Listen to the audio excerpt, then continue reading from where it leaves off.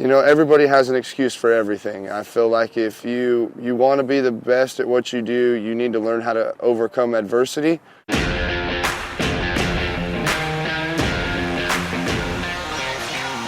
This is Season 5 of The Score, the Team Roping Journal's podcast, where we cover the roping industry from top to bottom.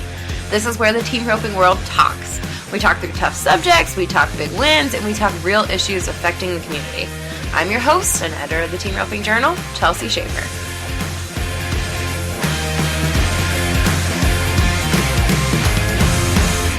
Hey everyone, it's Jenna. Welcome back to the Short Score. On today's bonus episode, brought to you by Roping.com, we have the newest Roping.com coach, Dakota Kirkenslager, explaining his method that allows him to desensitize horses while testing the attention span of the ones that he's riding. I hope y'all enjoy this episode. Stay tuned for the commercial break to hear more about Roping.com.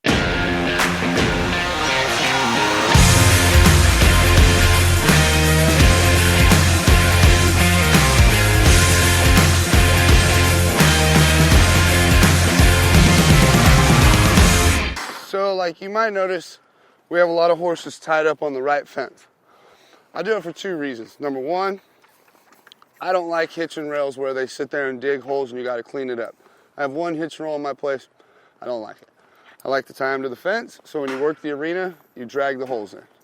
Number two, I like to do it because, as you can see, there's horses of all ages over there, from 3 years old to 8 years old, 9 years old. I like to do it because it just desensitizes them. I mean, they learn that we're going to be here all day long, so we might as well just stand here, and life's going to be okay. If they paw, I'm not a big person on hobbling them and stuff, and as you can see, none of them are pawing, none of them are acting silly, but, I like to leave horses. I think that we like to ride them when we leave them tied up. Yes, the ones with white on their face and their lips, they get sunburned and stuff, so you can't do that, but for the majority, that's what I like to do. And yeah, you can tell, a couple of them runs, them horses pull back and that steer might come to the left and then go back to the right. And man, my horse better be paying attention to the steer. And no matter what them horses are doing over there, them horses need to go to the steer and react to what the steer's doing. That's another thing. I mean, I like it for all those reasons. We go by them. Makes the horse you're riding be able to go by other horses. Like if you're riding a stud and he's got to run by a bunch of other horses, they need to learn to just go by them. It's no problem. And the steers may duck and dive. Well, the head horse needs to react to that. The heel horse needs to react to that.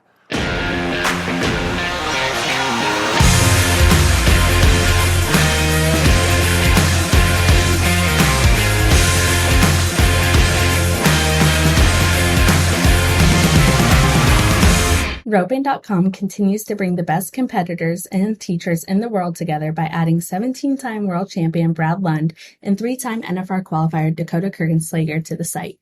In the new video series available exclusively on Roping.com, Lund and Kirkenslager cover a variety of topics including introducing steer stopping, green head and heel horse training runs, troubleshooting box issues, dialing back down aggressive green horses, and teaching smooth scoring, and more. Roping.com is the online training resource for team ropers. In addition to thousands of videos and exclusive roping films in your back pocket, members get private access to world champion coaches like Jake Barnes, Matt Sherwood, 26-time world champion Trevor Brazil, and more every day. You can join now for only $29.95 a month and take advantage of step-by-step tutorials, run critiques, private members-only Facebook group, live video demos, and other benefits available exclusively to Roping.com members.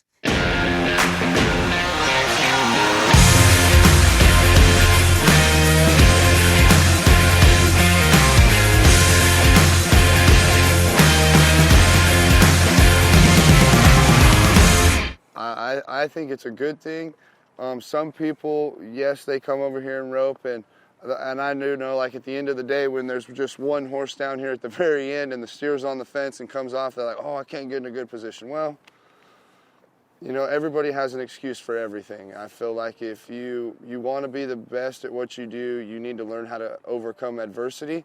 So I try to make practices here on these young horses harder than anywhere we're going to go in competition. Not necessarily, and I say harder, we're going to rope different kind of steers. I have a lot of muleys we team rope. I break in a lot of steers, and then we have these old steers you're seeing us rope here.